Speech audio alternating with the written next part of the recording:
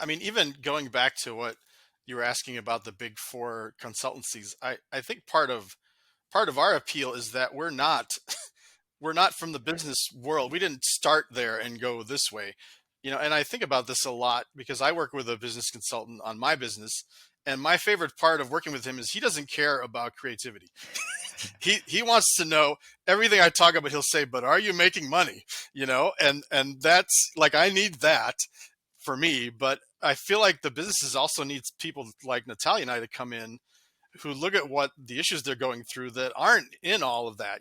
That like we're not career MBAs. We don't spend all day like going over KPIs and other stuff like that. We're trying to find ways to do things that are meaningful and connect information for people and make people experience something different. So I think it's part of it is like we're a fresh set of eyes in a really really different way than how they think. I mean, you've probably experienced this, Natalia. You go to a corporate event and people are like, "Oh, you're so creative. You're drawing a picture," and it's like this is like every Tuesday for you and I, but for them, it's the biggest thing in the universe to like do anything like that.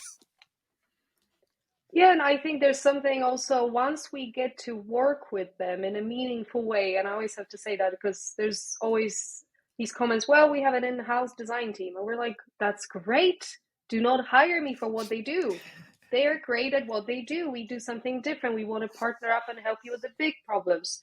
So the appeal then I see starting that people start thinking differently slowly but surely, when there's a new brief or there's a new conversation or some sort of plan to act on, they don't just come back with a call or the driest email in the world. Suddenly someone sends a sketch or someone suddenly sends like, what if we could do this?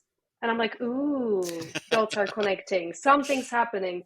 And I almost want us with the team to kind of step lower and lower and lower in that space for them to kind of, what about that, what about this? And yes, then again, we empower that, we vessel that, I call George, or we make things happen. But it's about them starting to think, I don't have to be a designer or a creative visual artist to make these differences, but I can be empowered by these new ways of thinking and connecting. And I'm just upskilling myself in the way I think and the way I work and the way I create outcomes for the business and for myself.